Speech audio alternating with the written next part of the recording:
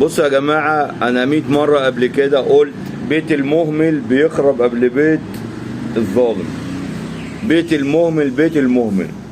جالي زبون من فترة، الحمد لله ربنا نجاه، كان شارع عربية نوبيرا.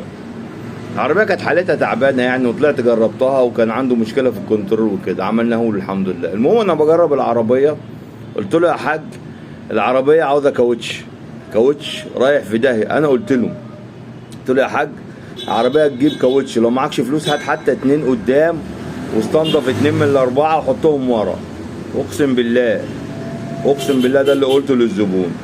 اتفاجئت امبارح الزبون بيكلمني، ازيك يا عم ابو وحيد عامل ايه؟ بقول له الحمد لله تمام خير، عامل ايه اخبارك؟ تمام. هو بياخد مني شغل يعني.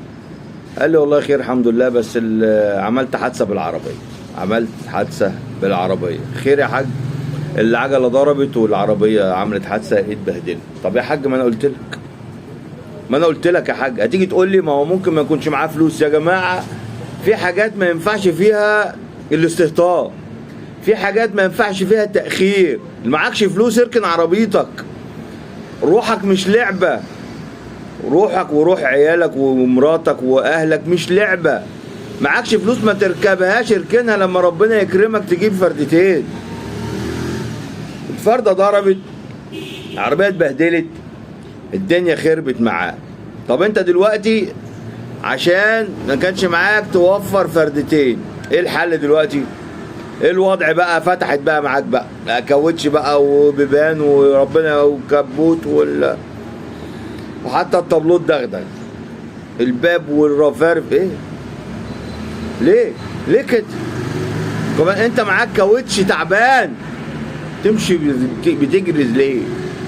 يعني انت عارف اللي معاك كاوتش تعبان بتجري يا جماعه. بلاش اهمال، نبوس على راسكم. بلاش اهمال في العربيات، اهمال في بيتك. عندك كوبس بايظ اعمله بدل ما يكهرب ابنك يروح فيها. عندك حنفيه بايظه اعملها بدل ما تيجي تلاقي الشقه غرقانه. بقول لك بيت المهمل بيخرب قبل بيت الظالم. نصيحه لله لوجه الله، كل واحد معاه عربيه عاوزه فردتين كاوتش، يا عم معكش فلوس اركنها، ابوس ايدك اركنها.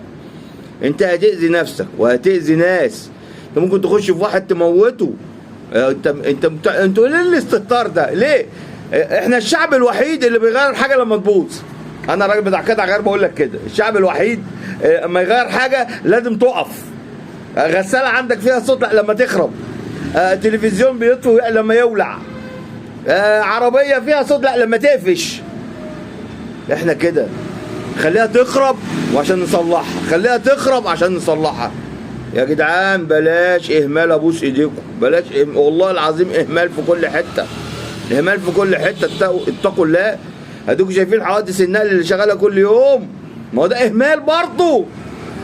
بس في هنا حاجه اسمها اهمال بشري، اهمال مش سواق مهمل متعاطي مخدرات، سواق مش عارف ايه ما نامشي، ما هو ده اهمال.